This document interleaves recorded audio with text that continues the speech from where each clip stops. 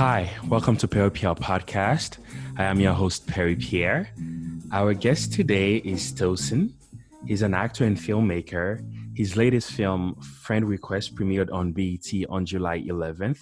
He's also been in TV shows like The Shy, to say the least. And when he's not acting in film or TV, he's doing theater. So Tosin, welcome. What's up? Oh, nothing much. Just trying to keep it moving during a pandemic. You know what I mean? Just trying to be productive. Yeah, absolutely. So you went to the University of Kansas and did some incredible things there. You got a Bachelor of General Study, and then you started a theater company there as well. Tell me about your experience there, and was it at KU that your passion for acting started? Well, I'm glad you asked because I always love talking about those kind of origins in terms of college. I mean, my passion started earlier than that. My mom will tell you that I was always like dancing and performing as a baby. My aunt that I Mm-hmm. was always like making jokes at family gatherings and playing like I was the host. And for me, I think of like church in general. We had, you know, church choir, and we had, summer mission trips where we did plays and musicals, and Mm-hmm. I really enjoyed those and got into those, and then also my older brother was an actor. He was an Okay. actor and doing high school plays, and I looked up to him, and so it was just kind of a lot of conspiratorial forces that made me feel like, Mm-hmm. oh, this is what I love doing, and this is what I want to do, and then figuring out that I'm good at it. Now, in college, um, one of my most proud things is starting a theater company. So that's why I was glad you brought it up. And Mm-hmm. it kind of happened accidentally. I was at the University of Kansas, and I was enjoying my time there. Uh, Mm-hmm. then some of my peers, a couple older ones, were like, "Hey, let's put on our own play." Mm-hmm. Put on our own play, and in the process of rehearsing it, in the process of putting it together, the play was Blue Orange by Joe Penhall, and I loved it. Mm-hmm. Realized by the end of it that there was something here, and there was an audience here that was hungry for uh, more diverse shows, and Mm-hmm. we, as students in the program, felt like we had more to offer, and wanted to create an avenue for ourselves. So we started the Multicultural Theater Initiative, the Mm-hmm. I, and that became my baby for the second half of college. I ended up running it, being the artistic director, president, and we produced, I think, 12 shows, either 11, maybe 11 shows, while Mm-hmm. I was still in school. Some of them were straight plays. We did For Color Girls. In Darfur, we did one of my original plays. We did a friend of mine, a puppeteer's play. We did a Wow. 10-minute play festival. And and in doing all of that over those 2 years, that really became my education. Um, Okay. the classes that I was taking were decent, Mm-hmm. but putting myself in a position where I was operating as a theater administrator, and I was creating the show schedule, the rehearsal schedules, and I was assigning designers and directors, and learning what being on the other side of the table was probably the greatest part of my college education. It, Mm-hmm.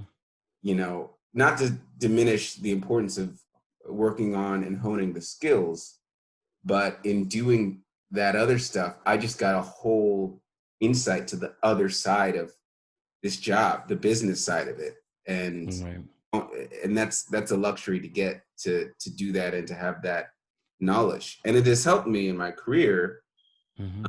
both to have more understanding and humility for creators and process, for producers and process, for the fact that they didn't pick me for this show or that show, and understanding that there's a bigger picture and it's a complicated puzzle to put together.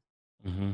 And also, in terms of, it's helped me in terms of my own work that I've produced, uh, Right. and when I've continued to produce or direct plays or make my own films. it has helped that I've had that foundational understanding from college. Yeah, absolutely. I went to Queens College, and then I majored in drama and theater too. But a lot of the skills that I gained from college, I gained them from putting together plays, or like being the theater guild treasurer and stuff like that. Yeah, So I think it's very interesting to see that you kind of like yeah. had something similar to say. But what about your parents? I know your parents were originally from Nigeria. Were they supportive of your choice in college, That's a your great. major? Yeah, that's a great question. Wait, so are you from Nigeria as well? Where did you say you're from? Where'd you go to? No, or yeah, no, I'm from Haiti, but I know, like, it's almost like Ah, the same thing. Haitian parents, Nigerian parents, or like, mm-hmm. yeah. So usually if you say I'm gonna study theater, they'll be like, what? What Yeah, what exactly. is Get a that real job. exactly? Yeah. Get a real job. So you want to be a clown, huh? Yeah, they were pretty decent. I've heard the horror stories, and it's true. I mean, I've even talked to other Nigerians who had very arduous journeys trying to get to a place where their parents supported them in their artistic craft. I was pretty lucky in that they always supported me acting. They always enjoyed me doing it at church and at school, especially at church. If it correlated with faith, then they really loved it. Hmm. But when I went to college and decided to major in theater, they, it took a big gulp, but they said Hmm. as long They're as like, I oh, it's had, serious now, huh? yeah. This is like, oh, it's serious now. But they were like, as long as I had a strong backup, a Hmm. good minor to fall back on, then they endorsed it. And Hmm. I had a little minor. I had a sociology minor, but I knew that was really just because I like studying people, and that has everything to do with acting and theater. Hmm. And eventually, it came to a little bit of a head. It was not a big deal, but just a little bit when one day they were talking about having a backup over and over Hmm. and having a plan B. And I remember saying, uh, Mom and Dad, don't you get it? My plan B is to reinforce plan A. Right. And Awesome. they didn't know what to say to that one. Got them there, and then when I started working professionally, then they started to understand. Um, Right. but only until I got into TV did they really, really understand. Which just goes to show you that the majority of the world doesn't fully understand the life of a career actor in theater, and it doesn't fully seem sustainable. And then you kind of have to Hmm. convince them that it is, and Yeah. convince yourself that it is. Yeah. But they didn't have any doubts when I was on TV though. Okay. Yeah, I know Denzel and Will Smith and even Arnold Schwarzenegger, they've said something about what's the point of having a plan B, because it's just gonna like kind of like defeat the purpose of having a plan A. I So, think that's what it was. I think I probably heard Will Smith say it, and I stole it, and I said it to Oh yeah. Oh wow, that's awesome. So while you were still in college and in going through the years, you did some plays at in KC, right? What was your favorite play that you did there when you were in Kansas City? Yeah, I was working in Kansas City like 2010 to actually 2009 to 2013 before I moved to Chicago. Mm-hmm. Oh, I'm really bad at favorites. I had so many different ones. I Okay. started at the Unicorn Theater. Mm-hmm. I did I think probably my favorite play there was probably Ruined, which is a Lynn Nottage show, and I got to get in touch with a little bit of my African roots. That was one of the few plays I've got to actually be African on stage. Mm-hmm. But I spent a lot of time at the Coterie Theater, which is a children's theater, Mm-hmm. um, and I think probably my favorites would have to be Scarecrow in The Mm-hmm. Wiz, Oh, okay, uh, yeah. and and also was Donkey and Shrek. So I think between those two, those were the ones I had the most fun doing. And then I think overall, the last play I did in Kansas City, I actually came back to do it just before moving to LA. That was Mm-hmm. overall favorite, and that was A Raisin in the Sun. Oh Right, wow, yeah. iconic My role of favorites Walter too. Lee. Yeah, at Kansas City Repertory Theater. And initially when they asked me, I thought they wanted me to play Asagai, the African character, which I would have been honored to do. But then they were like, no, we want you to do the show. And I was like, okay. It was very affirming. And it was great to come home and do that and for my whole family to see it. My mom Wow. even gave some advice. She came in and did like a little presentation about Nigerian culture for the guy who did play Asagai, the Nigerian part, my friend Rufus. Oh, okay. Wow, It was that's great. awesome. That's awesome. Yeah. So you said this about KC and I code. Kansas City is just a wonderful training ground, which isn't to say it's not also its own estimable professional landscape, but it's also a place where you can learn and hone who you are as an artist and kind of shape yourself. I think this code was very interesting for several reasons. First of all, I think a lot of the times for people that are in, I would say, smaller cities, compared to like LA or New York, their goal usually, like their next goal is to like get to a bigger city, get to a bigger city, Mm-hmm. instead of like using what they have and shape themselves, you know what I mean, as an artist, and trying to learn as much as possible about the craft. Um, Mm-hmm. so they're like just trying to get to New York, and then sometimes they get to New York or they get to LA and they're not even ready, Yeah. when they could have used the time, they had in a smaller city to like, work on their craft. The other thing is, I think your journey is very interesting because you went from, Kansas to Chicago, a little bit like bigger, more opportunities for Mm-hmm. film. And then you went to LA. So Mm-hmm. from Kansas to Chicago, why didn't you go directly for New York or LA, for instance? I mean, well, you said it perfectly. I mean, that's exactly what it is. Like, there's something to be said for you don't want to you don't want to rush things. You got to be honest with Mm-hmm. yourself as well.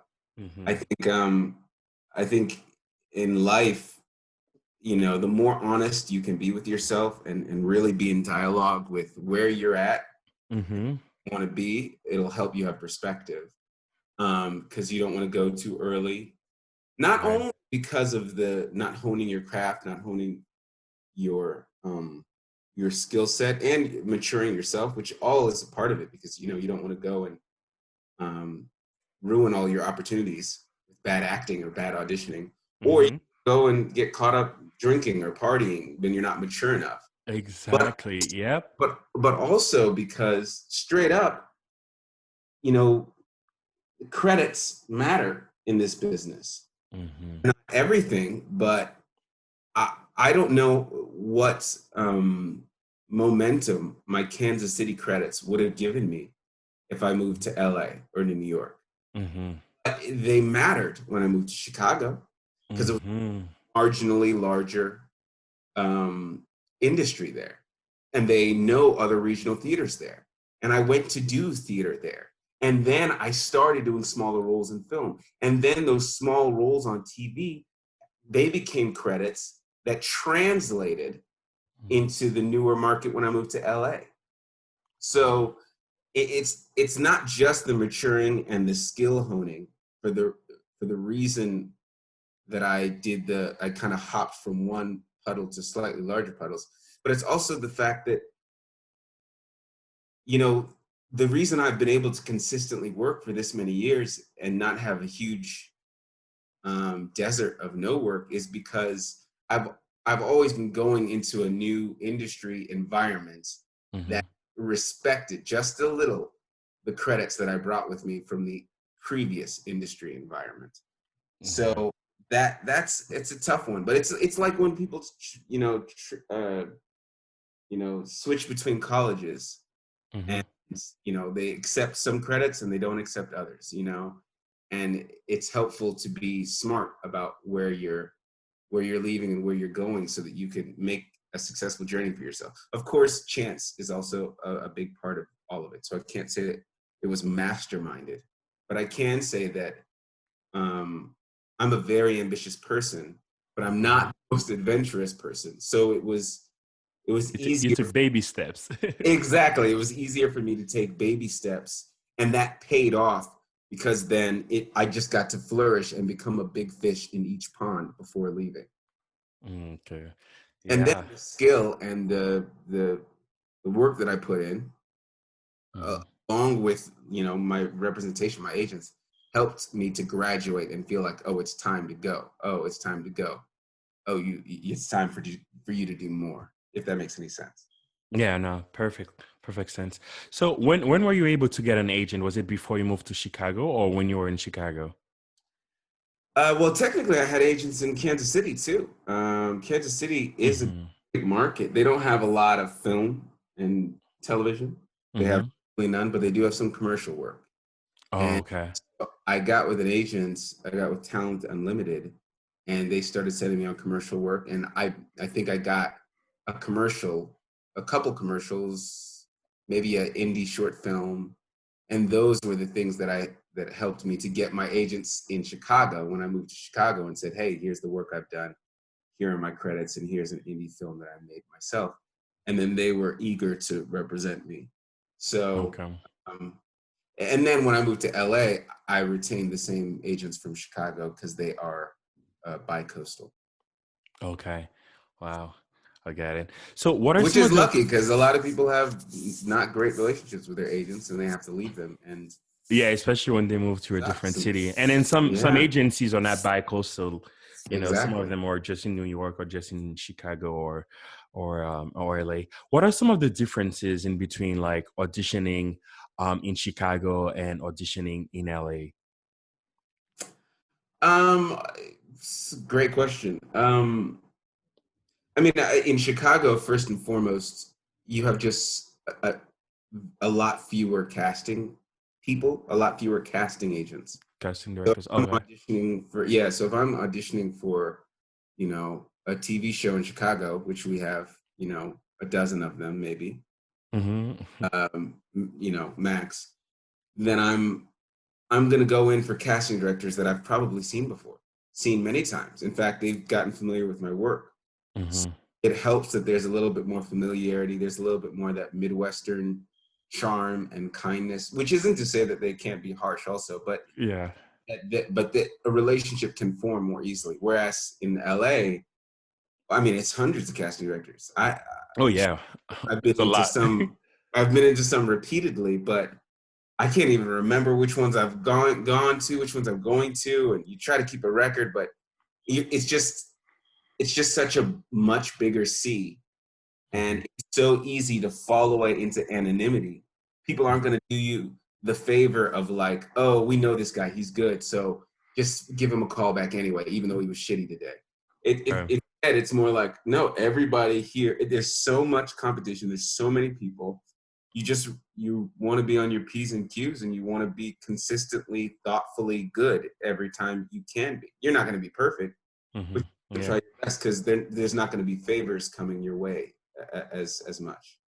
Yeah, that makes sense.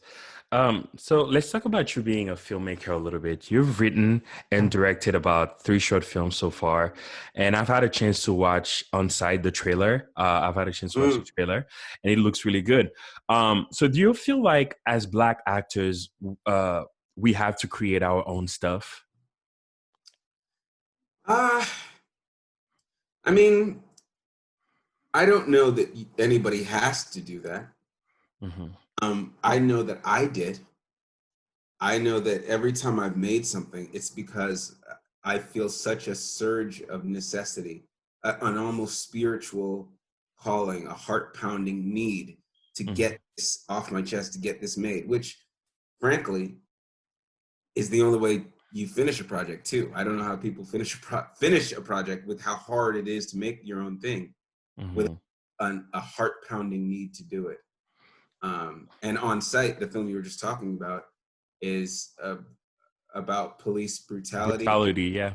and and it came in the wake of Michael Brown and Trayvon Martin, and in 2015, and it was just I And just had to make it, and so it's crazy how 5 years later it's still relevant right now.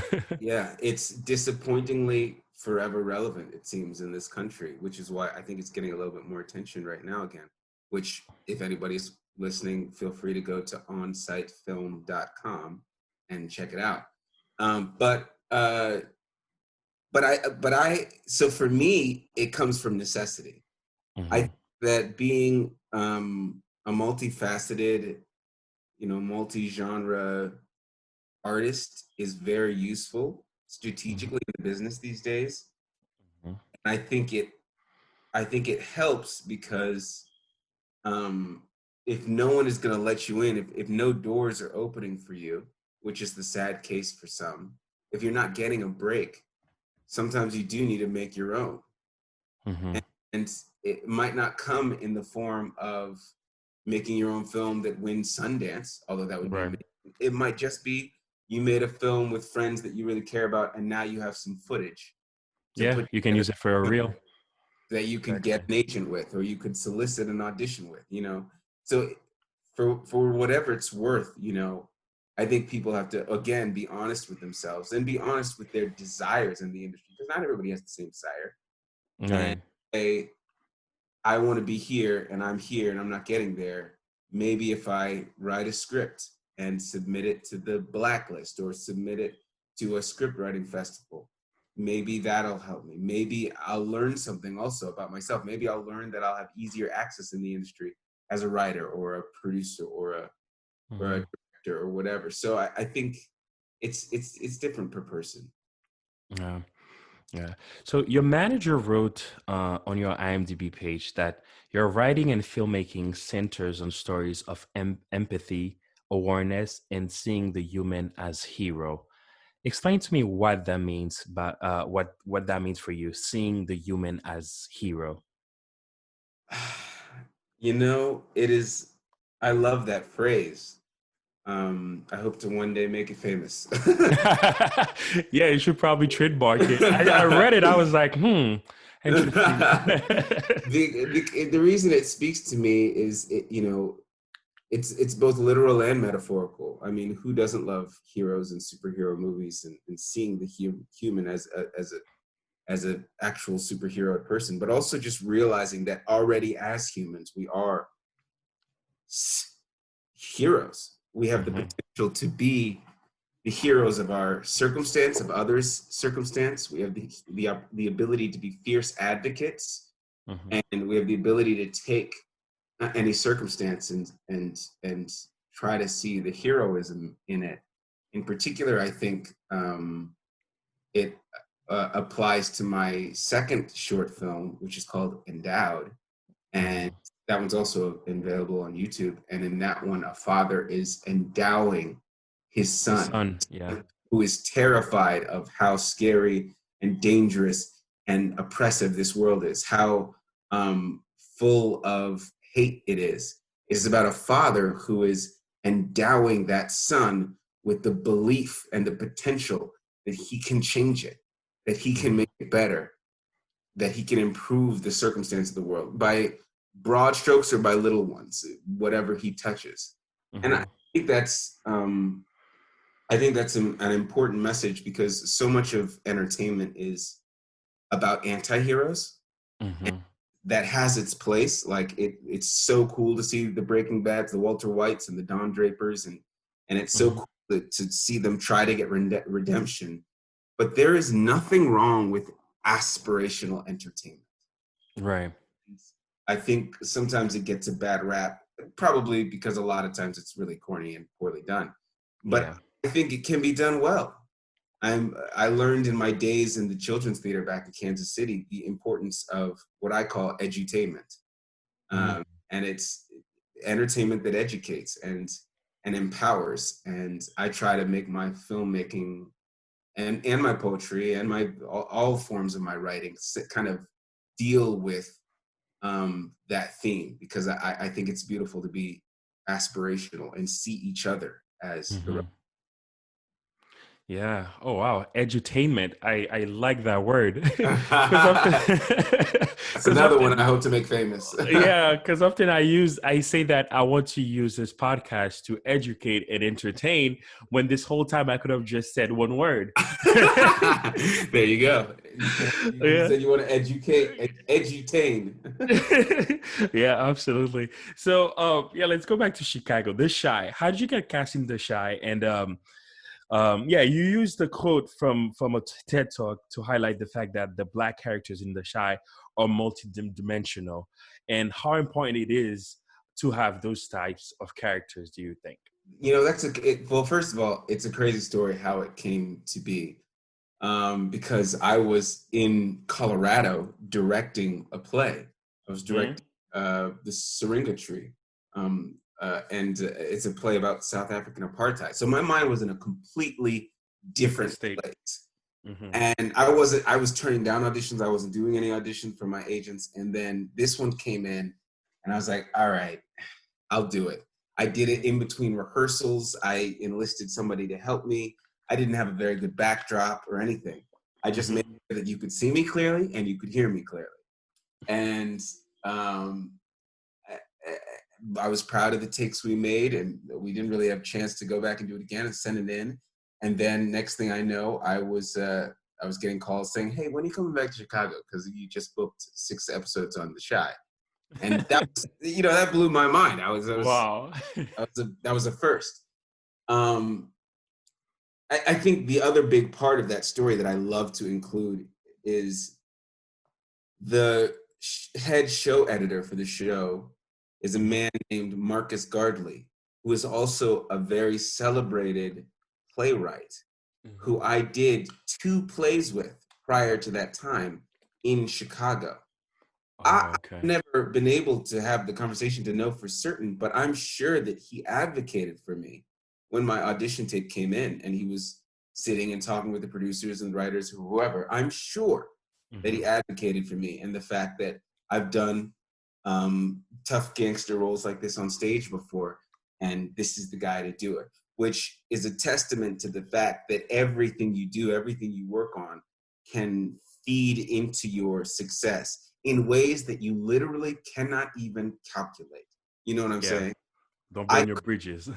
You don't burn your bridges, do good work, because you never know who's going to be where later on in the process. And I had no idea that I would possibly have someone advocating for me behind the scenes if I did that audition. So, Mm-hmm. but to answer your other question of just like the importance of visibility, I'll say I did have a worry taking that role Mm-hmm. because he was a gangster. As he seemed to be a remorseless, heartless gangster. And I had already played 2 other quote unquote thugs Mm-hmm. who got shot up on Chicago Med. Sorry, not Chicago Med, on Chicago Fire, Fire, yeah. on Empire.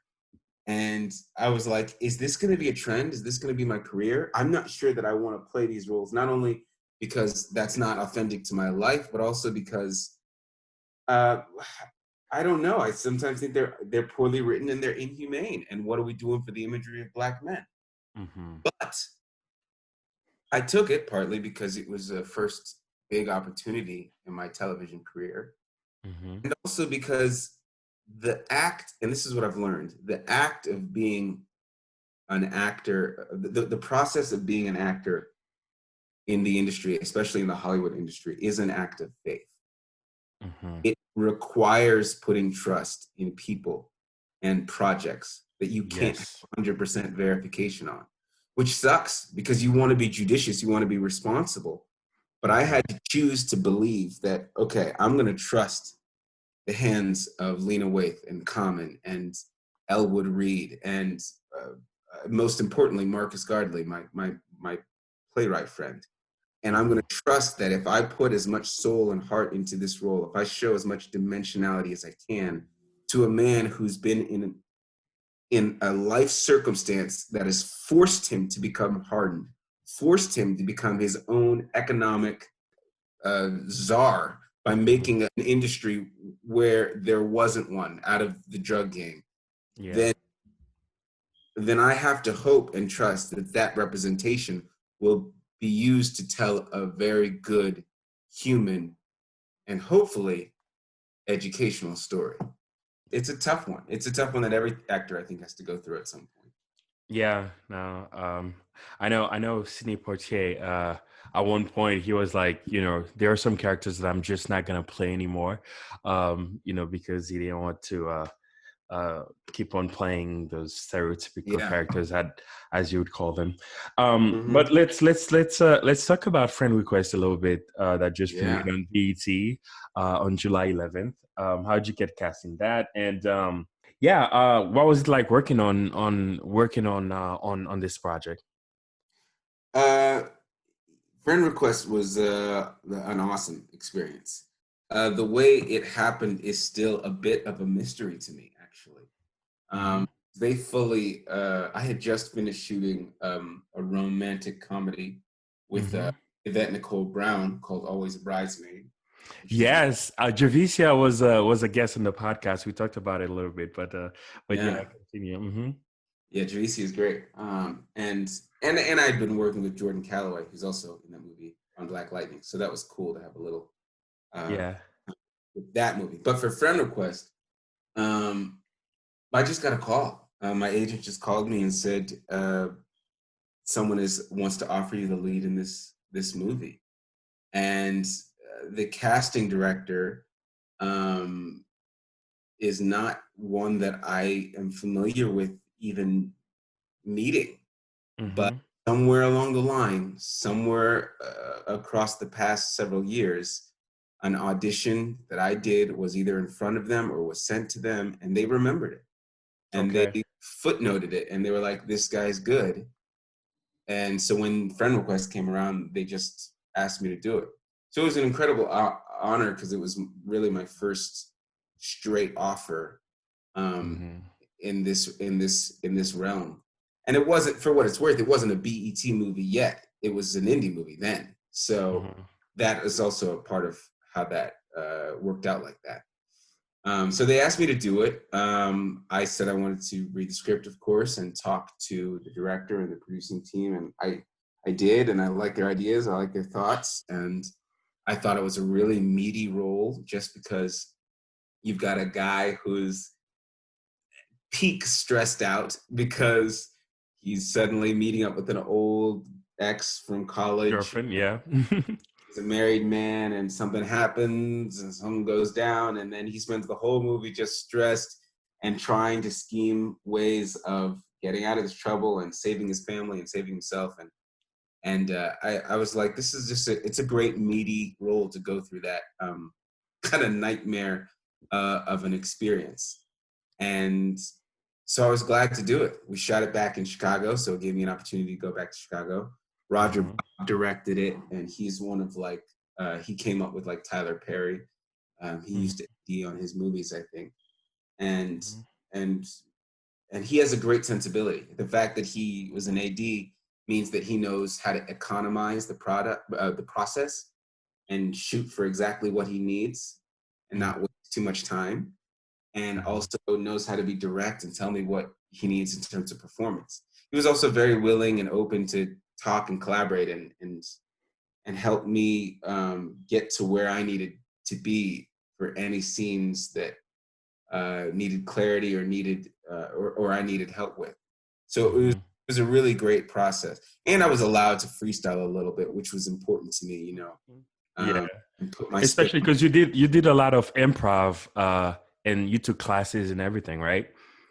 Yeah, I did back in the day. I did well. First of all, we started in my high school. Me and my peers. I have these core friends from back in the day: Chris, Garrett, Alex, Jordan, Patrick. Mm-hmm. These guys. We all did improv in high school, and then many of us did it together in college as well. So started from that, and then when I moved to Chicago, I was like, I'm in Chicago, the home of improv comedy. Let me take a couple classes. So I took a class at Improv Olympic, a class at the Annoyance Theater. Our improv troupe performed at the Second City stage. So we were kind of doing it all over the place, and it's been a big part of my career. So I can't help but to input some of that in what I do. Mm-hmm.